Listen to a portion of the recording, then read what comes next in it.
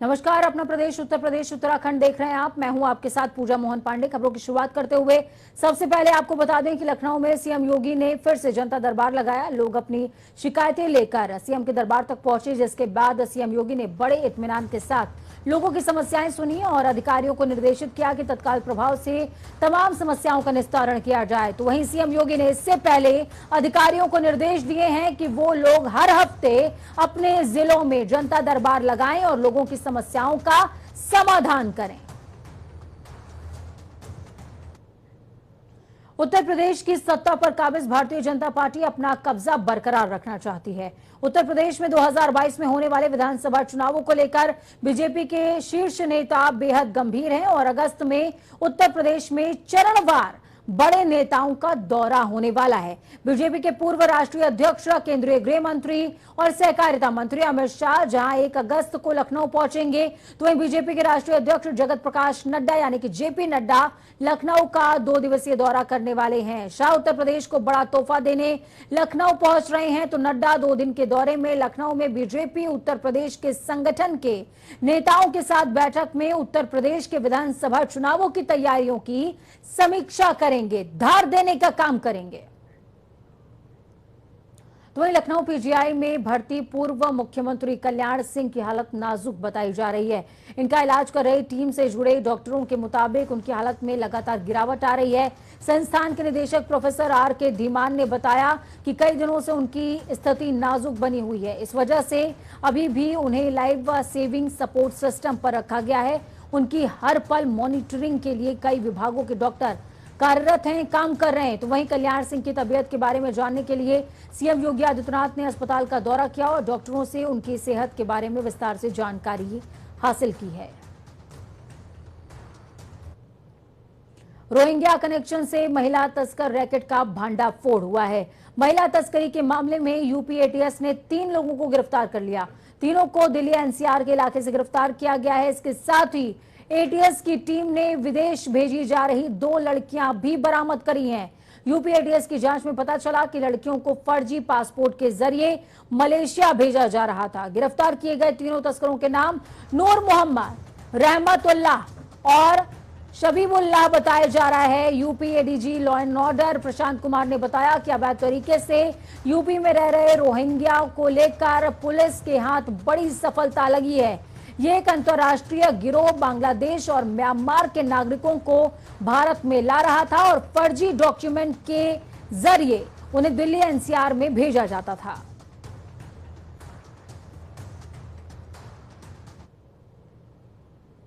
उत्तर प्रदेश में अवैध रूप से रह रहे विदेशी नागरिकों, खासकर बांग्लादेशी और रोहिंग्या के विरुद्ध एक विशेष अभियान चल रहा है और पूर्व में भी इसमें उल्लेखनीय सफलता मिली थी और जून के महीने में भी हम लोगों ने कुछ लोगों को गिरफ्तार किया था और ये प्रेस के साथ शेयर किया था कि ये गैंग महिला तस्करी में भी शामिल है। ह्यूमन ट्रैफिकिंग, विशेषकर जो महिलाएं हैं उसके ट्रैफिकिंग में भी शामिल है। कुछ गोल्ड की तस्करी के भी प्रमाण मिले थे और उन पे वैधानिक कार्रवाई ऑलरेडी प्रचलित है।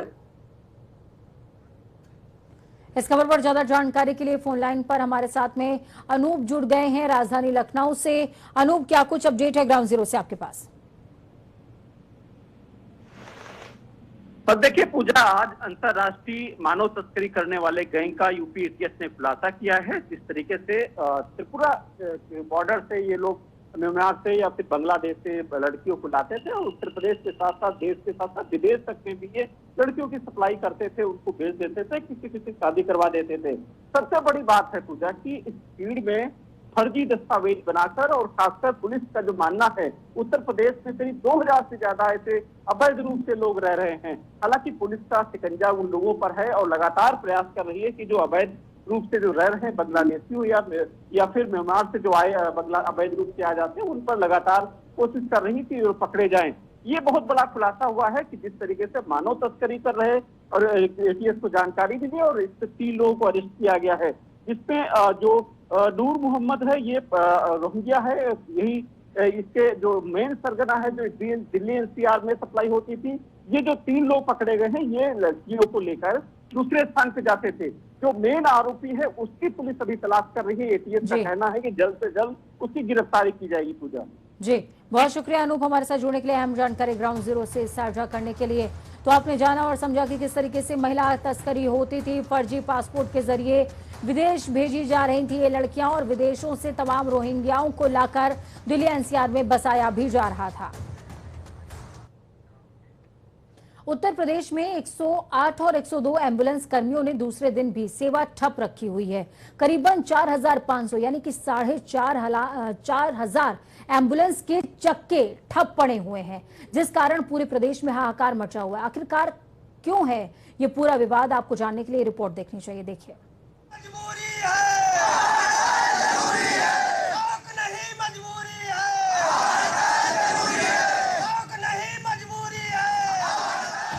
उत्तर प्रदेश में 108 और 102 एम्बुलेंस कर्मचारियों की अनिश्चितकालीन हड़ताल लगातार जारी है। एम्बुलेंस कर्मचारी संघ और नेशनल हेल्थ मिशन के अधिकारियों के साथ हुई वार्ता में सहमति नहीं बन सकी। सरकार ने सोमवार को हड़ताली कर्मचारियों पर एस्मा लगाने तक की चेतावनी दे दी थी। बावजूद इसके कर्मचारी आंदोलन पर डटे हुए हैं, जिसका नतीजा ये कि मरीजों को संकट की घड़ी में एम्बुलेंस तक नहीं मिल पा रही। इसी बीच मुख्यमंत्री योगी आदित्यनाथ ने बड़ा बयान दिया। सीएम ने कहा कि लापरवाही के चलते अगर प्रदेश में किसी भी मरीज की मौत हुई तो संबंधित अधिकारी और कर्मचारी के खिलाफ कठोरतम कार्रवाई की जाएगी। स्वास्थ्य विभाग, चिकित्सा शिक्षा विभाग और गृह विभाग इसे कड़ाई से पालन कराए। सरकारी कर्मचारी और आउटसोर्सिंग से संबंधित कर्मचारी अपनी ड्यूटी और दायित्वों का निर्वहन करें। हर मरीज को तुरंत इलाज मिलना ही चाहिए। दूसरी तरफ एम्बुलेंस कर्मियों के प्रदर्शन को देखते हुए लखनऊ में स्वास्थ्य विभाग भी हरकत में आ गया है। लखनऊ के सीएमओ ने नोडल अधिकारी तैनात कर दिए हैं। उनके नंबर तक जारी हो गए हैं। इमरजेंसी के लिए 8 एम्बुलेंस लगाई गई हैं। हर एम्बुलेंस पर 4-4 कर्मचारी तैनात कर दिए गए हैं। तो वहीं चलिए एक नजर में समझिए कि आखिरकार पूरा माजरा है क्या।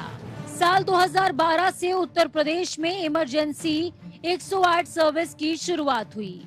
तभी से निजी कंपनी जीवीके ईएमआरआई इसका संचालन कर रही है। साल 2014 में प्रदेश में 102 सर्विस की शुरुआत हुई। इसके संचालन का जिम्मा भी निजी कंपनी जीवीके को ही मिला। 2017 में योगी सरकार ने आते ही एएलएस सेवाओं का शुभारंभ किया, जिसके संचालन का जिम्मा भी जीवीके को ही हासिल हुआ। इसी बीच 2020 में निजी कंपनी ने पेमेंट इशू के कारण सर्विसेज देने में असमर्थता जताते हुए सर्विस सरेंडर करने का पत्र शासन को भेज दिया। तो वहीं जब तक बात बनती, सरकार ने एएलएस सेवाओं के लिए पहले ही दिसंबर में टेंडर निकाल दिया। जीवीके इस टेंडर प्रक्रिया में शामिल भी नहीं हुई। जीवीके का तर्क ये रहा कि एएलएस संचालन का टेंडर ही चिकित्सा को अवार्ड हुआ है और अभी इसका ऑपरेशंस पूरी तरीके से हैंडओवर भी नहीं हुआ है। जीवीके जहां एम्बुलेंस संचालन करीबन 18 रुपए प्रति किलोमीटर की दर से कर रही है, तो वहीं चिकित्सा को टेंडर L1 में करीबन 24 रुपए में अवार्ड हुआ है। ये भी एक अहम कारण है कि 2 निजी कंपनियों के चक्कर में यूपी की एम्बुलेंस सेवाएं बुरी तरीके से प्रभावित हुई हैं। अब सरकार ये कह रही है कि टेंडर नॉर्म्स के तहत इन सेवा प्रदाता कंपनी के खिलाफ एक्शन लिया जाएगा और प्रदर्शन कर रही कर्मचारी भी लपेटे में आएंगे। पर फिलहाल एम्बुलेंस सेवाओं के स्मूथ संचालन की सूरत नजर नहीं आती और मामला पेचीदा होता और खिंचता भी नजर आ रहा है। ब्यूरो रिपोर्ट, जनता टीवी। तो वहीं सुबह के अलग अलग हिस्सों से तस्वीरें सामने आ रही हैं। आपको बता दें कि कॉन्ट्रैक्ट कंपनी को सौंप दिया गया है। कंपनी बदलने पर पुराने कर्मियों को हटाया जा सकता है, इस बात का डर कर्मचारियों में है। इसी के चलते सारे कर्मचारी सहमे हुए हैं, हड़ताल पर चले गए। आपको बता दें कर्मचारी संघ की मांग है कि एम्बुलेंस कर्मियों को पहले की तरह ही मानदेय दिया जाए और किसी तरह का बॉन्ड उनसे ना भरवाया जाए। और कोरोना काल में जान गंवाने वाले कर्मियों के परिजनों को 50 लाख रुपए मुआवजा मिलना चाहिए। तस्वीरें 8 आपकी टीवी स्क्रीन पर। कानपुर देहात, बहराइच, बदायूं, फर्रुखाबाद, महोबा, श्रावस्ती, हमीरपुर और गोरखपुर। इस खबर पर ज्यादा जानकारी के लिए ग्राउंड जीरो से हमारे साथ अनूप जुड़ चुके हैं लाइव। अनूप, क्या कुछ अपडेट है?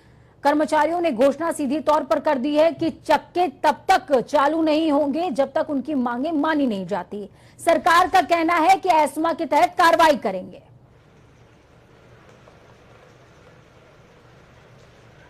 देखिए पूजा, जिस तरीके से एम्बुलेंस चालक 6 सूत्री मांगों को लेकर हड़ताल पर गए हैं, उत्तर प्रदेश की स्वास्थ्य विभाग की स्थिति बहुत ही खराब है। भले ही जो जिला प्रशासन एम्बुलेंस को लेकर या फिर जो नंबर जारी किए हैं, लेकिन जहां हजारों एम्बुलेंस चलती थी वहां पर अगर 6, 8, 10 अगर एम्बुलेंस चल भी जाती हैं तो बड़ी स्थिति अच्छी नहीं कही जा सकती है। जिस तरीके से प्रदेश से विजुअल आ रहे हैं, जो फोटोज वायरल हो रहे हैं, वो जो मरीजों को लेकर के गांव के लोग अपने जो संसाधन से, कहीं बुग्गी से या फिर जो घोड़ा गाड़ी बोलते हैं या फिर ट्राली से जिस तरीके से ले जा रहे हैं, वो बड़ी ही दयनीय दशा है उत्तर प्रदेश में। हालांकि सरकार अब एक्शन पे आ चुकी है। सरकार ने जिस तरीके से एम्बुलेंस कंपनी और साथ ही साथ एम्बुलेंस चालकों को जिस तरीके से एक चेतावनी दी है कि वापस हड़ताल पर लौटे, और साथ ही साथ अगर किसी व्यक्ति की या किसी मरीज की मौत हो जाती है एम्बुलेंस के कारण, अनूप, जितना ये मामला समझ में आता है सीधे तौर पर ये 2 कंपनियों की लड़ाई है। 2 कंपनियों की लड़ाई में कर्मचारी पिस रहे हैं। तो क्या ऐसे में सरकार की प्रतिनिधियों की जिम्मेदारी नहीं बनती कि उन कंपनियों से सीधे तौर पर वार्ता करें और इस हड़ताल को खत्म करवाएं, क्योंकि पूरा का पूरा सूबा सफर कर रहा है।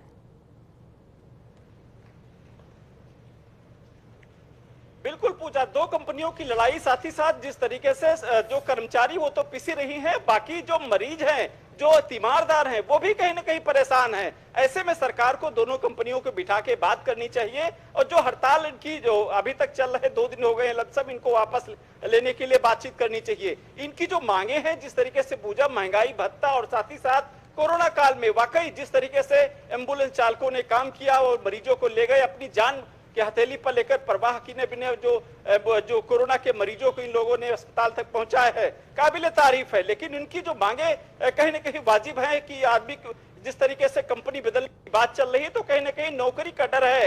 ऐसे कोरोना काल में अगर किसी व्यक्ति की नौकरी चली जाएगी तो उसके दिल पे पूछो क्या बीती। जिस तरीके से कोरोना काल में प्राइवेट नौकरियां हजारों लोग, लाखों लोगों की चली गई हैं, तो ऐसे में कहीं ना कहीं लोगों को अपना डर सता रहा है कि नौकरी चली जाएगी। साथ ही साथ इनकी मांग है पक्की नौकरी, वेतन विसंगत साथ, और जो इनके साथी खो गए इनकी मुआवजे की मांग है। अब सरकार इस मामले में क्या निर्णय लेती है, क्या कंपनी बदलती है या फिर इन पर कब तक कार्रवाई होगी, क्योंकि हालात बहुत खराब है पूजा।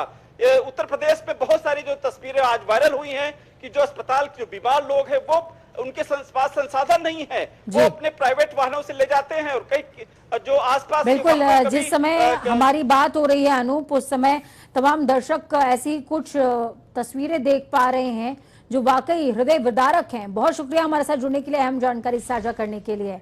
खबरों में आगे बढ़ते हुए आपको बताएं कि उप मुख्यमंत्री केशव प्रसाद मौर्य आज वाराणसी पहुंचे हैं, जहां उन्होंने गार्ड ऑफ ऑनर उन्हें दिया गया है। तो वहीं इसके बाद डिप्टी सीएम ने बातचीत करते हुए बताया कि बीजेपी सभी पार्टियों से पहले चुनाव की तैयारियां करती है, क्योंकि बीजेपी विकास भी करती है। साथ ही कहा कि 2022 में कोई भी पार्टी नजर नहीं आएगी।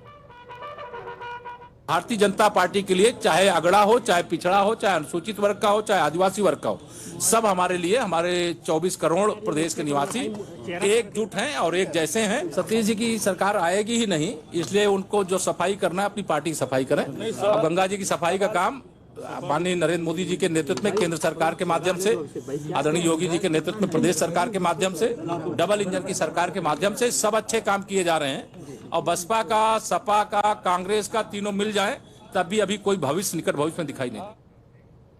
तो वहीं यूपी विधानसभा चुनाव से आने पहले प्रदेश भर में राजनीतिक पहल तेज हो गई है। तो वहीं इस कड़ी में ब्राह्मण नेता राजेंद्र त्रिपाठी ने भी सरकार को चुनौती देते हुए पूरे प्रदेश में विकास दुबे और शिव प्रकाश शुक्ला की मूर्तियां लगवाने का ऐलान कर दिया है। खुली चुनौती दी है। आपको बता दें कि राजेंद्र त्रिपाठी ने चौबेपुर में सम्मेलन के दौरान ये विवादित भाषण दिया है। सुनिए। की आवाज बनने का काम किया हो, नहीं मिलेगा आपको। मैं आज इस मंच से घोषित करता हूं निशांतनी, आप पूरे मीडिया के लोग, कि आज मैं भगवान श्री परशुराम के मूर्ति का शिलान्यास किया हूं। आज मैं घोषित करता हूं कि उत्तर प्रदेश में आने वाले दिनों में मैं श्री प्रकाश शुक्ला और विकास दुबे की भी मूर्ति लगवाने का काम करूंगा। जो चाहे जो करना सरकार मेरे खिलाफ है। वो प्रतिभा है हमारी। अन्याय हुआ है इन लोगों के साथ, अन्याय होगा, न्याय देने में कहीं अन्याय हो सकता है, लेकिन वास्तव में अगर मैं गुनहगार हूं, मैंने गुनाह किया था, तो मेरे साथ कौन सा न्याय किया है सरकार ने? दोनों को बंद करके मारने का काम किया, ये अन्याय है सरकार का। मैं गुनहगार था तो न्यायालय हमको सजा देती। कौन होते हो सजा देने वाले? तो आपने सुना क्या कुछ कहते नजर आ रहे राजेंद्र त्रिपाठी, उनके ऊपर क्या कुछ कार्रवाई होगी ये तो देखने वाली बात होगी। फिलहाल ब्राह्मणों को भड़काने के साथ साथ, एक जाति विशेष को भड़काने के साथ साथ सबसे बड़ी बात यह है कि सरकार को खुली चुनौती देते नजर आ रहे हैं कि प्रतिमाएं लगवा देंगे गैंगस्टर की। खबरों में आगे बढ़ते हैं। बसपा सुप्रीमो मायावती ने दावा किया है कि यूपी में पार्टी की ओर जिलों में आयोजित किए जा रहे ब्राह्मण सम्मेलन में भारी भीड़ जुट रही है। लोगों से इसे व्यापक जन समर्थन भी मिल रहा है, जिससे विरोधी दलों की नींदें फाख्ता हो गई हैं। मायावती ने ट्वीट करते हुए ब्राह्मण सम्मेलन को सफल बताया और विरोधी दलों पर निशाना साधते हुए उन्होंने ट्वीट करते हुए लिखा, मेरे निर्देशन में पार्टी महासचिव और राज्यसभा सांसद श्री सतीश चंद्र मिश्रा द्वारा यूपी में चल रही प्रबुद्ध वर्ग संगोष्ठी, जो कि ब्राह्मण सम्मेलन के नाम से काफी चर्चा में है, के प्रति उत्साहपूर्ण भागीदारी ये प्रमाणित करती है कि बीएसपी पर सजग विश्वास है ब्राह्मणों का, जिसके लिए सभी का दिल ये अपार। अयोध्या से 23 जुलाई को श्री रामलला के दर्शन से शुरू हुआ ये कारवां अंबेडकर नगर प्रयागराज जिलों से होता हुआ लगातार सफलतापूर्वक आगे बढ़ता जा रहा है, जिससे विरोधी पार्टियों की नींद उड़ गई है और इसे रोकने के लिए अब ये पार्टियां अलग अलग हथकंडे अपना रही हैं। तो मुख्यमंत्री पुष्कर सिंह धामी की अध्यक्षता में कैबिनेट बैठक हुई, तीसरी बैठक थी ये। कैबिनेट की बैठक में कई महत्वपूर्ण फैसले लिए गए, कई महत्वपूर्ण फैसलों पर मुहर लगी है। इसमें कुल 11 मुद्दे ऐसे थे जिन पर चर्चा हुई, जिन पर मुहर भी लगी है। इस दौरान फैसला लिया गया कि उत्तराखंड विधानसभा का मानसून सत्र 23 अगस्त से 27 अगस्त तक होगा।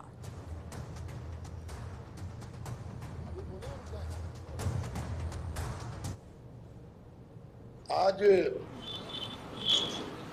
मंत्रिमंडल की बैठक में तकरीबन 11 प्रस्तावों पर चर्चा हुई, जिसमें सबसे महत्वपूर्ण प्रस्ताव काफी समय से कोविड-19 की परिस्थितियों को देखते हुए सारे शिक्षण संस्थान बंद थे, तो सरकार ने निर्णय लिया है कि 1 अगस्त से 6ठी कक्षा से लेकर 12वीं कक्षा का संचालन को प्रारंभ कर दिया जाएगा। तो इस खबर पर ज्यादा जानकारी के लिए ग्राउंड जीरो से अजीत काम्बोज हमारे साथ में जुड़ चुके हैं। अजीत, क्या कुछ अपडेट है आपके पास? बिल्कुल पूजा, पुष्कर धामी सरकार के जो कैबिनेट बैठक थी काफी महत्वपूर्ण है शिक्षण व्यवस्था को लेकर। जिस तरह से राज्य सरकार ने एक फैसला किया है कि आगामी 1 अगस्त से कक्षा 6 से लेकर 12वीं तक के सभी शिक्षण संस्थान खोल दिए जाएंगे। ये काफी महत्वपूर्ण हो जाता है उत्तराखंड में शिक्षा व्यवस्था को दुरुस्त करने के लिए, जो कोविड के चलते लगातार पटरी से उतरी हुई थी। इसके अलावा एक मानसून सत्र को लेकर महत्वपूर्ण फैसला लिया गया है कि आगामी 23 अगस्त से 27 अगस्त तक उत्तराखंड विधानसभा का मानसून सत्र आयोजित किया जाएगा। इसके अलावा कई अन्य फैसले हैं जो राज्य सरकार ने कैबिनेट के माध्यम से पारित किए हैं। कुल 11 प्रस्तावों की इसमें मंजूरी दी गई है और जिसमें जो बड़े फैसले हैं वो ये 2 काफी महत्वपूर्ण है। एक विधानसभा का अजीत, जब सुबह के दौरान आपसे बातचीत हो रही थी तो उस दौरान हमने जिक्र किया था ऊर्जा का, ऊर्जा निगम को लेकर के जिस तरीके से प्रदर्शन लगातार पूरे सूबे में चल रहा है वो एक अहम मुद्दा था और अब इस बात के कयास भी लगाए जा रहे थे कि आज कैबिनेट बैठक में ये प्रस्ताव रखा जा सकता है, हालांकि वो रखा नहीं गया। क्या कुछ इसके बारे में जानकारी है?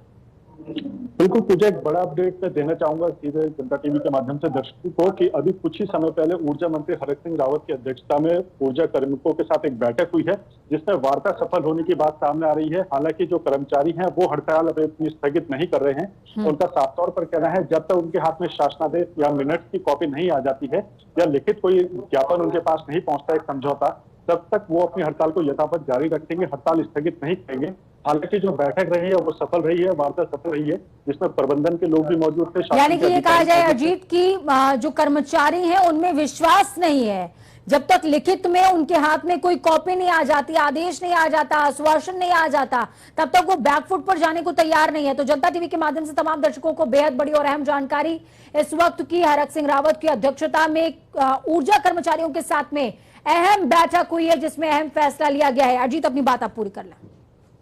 बिल्कुल, जिस तरह से लगातार सरकार की कोशिश रही है कि किसी भी तरह से कार्मिक हड़ताल पर ना जाए, लेकिन बीते रोज देर रात से जिस तरह से पूरे उत्तराखंड में ब्रेकडाउन किया है ऊर्जा विभाग के तमाम कर्मचारियों ने और सीधे तौर पर 12 बजे के बाद से हड़ताल पर हैं, तो तमाम दिक्कतें जनता को फेस करनी भी शुरू हो चुकी हैं। कई इंडस्ट्रियल एरियाज में बिजली कटौती हो रही है तो वहाँ ठीक करने वाला कोई नहीं है। शहरी क्षेत्रों की अगर बात की जाए तो वहाँ पर अगर बरसात का मौसम में दिक्कतें आ रही हैं तो रिपेयरिंग करने वाला कोई नहीं है। ऐसे में ऊर्जा कार्मिकों की एक मांग को कैबिनेट बैठक में भी ऊर्जा मंत्री की तरफ से उठाया गया और एक कमेटी का गठन मुख्यमंत्री पुष्कर सिंह धामी ने सीधे तौर पर किया है। लेकिन उसके बाद भी जो हड़ताली से मच नहीं हुए तो सीधे तौर पर ऊर्जा मंत्री हरक सिंह रावत ने मोर्चा संभाला और एक वार्ता के लिए उनको आमंत्रित किया।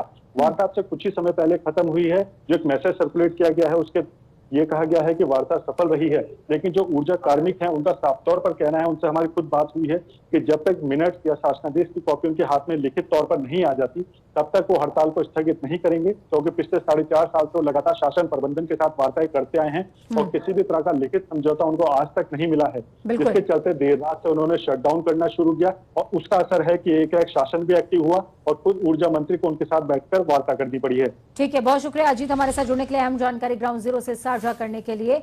खबर पर लगातार नजर बनाए रखिए। खबरों में आगे बढ़ते हैं। कांग्रेस के नए प्रदेश अध्यक्ष गणेश गोदियाल विधानसभा चुनाव संचालन समिति के अध्यक्ष हरीश रावत का जौलीग्रांट एयरपोर्ट पहुंचने पर कार्यकर्ताओं ने भव्य स्वागत किया है। उत्तराखंड में विधानसभा चुनावों के लिए राजनीतिक दल अब पूरी तरीके से चुनावी मोड में नजर आ रहे हैं। कांग्रेस हाईकमान ने भी उत्तराखंड कांग्रेस के असंतोष को समाप्त करते हुए उत्तराखंड में प्रदेश अध्यक्ष गणेश गोदियाल को विधानसभा चुनाव जीतने के लिए महत्वपूर्ण जिम्मेदारी सौंप दी है।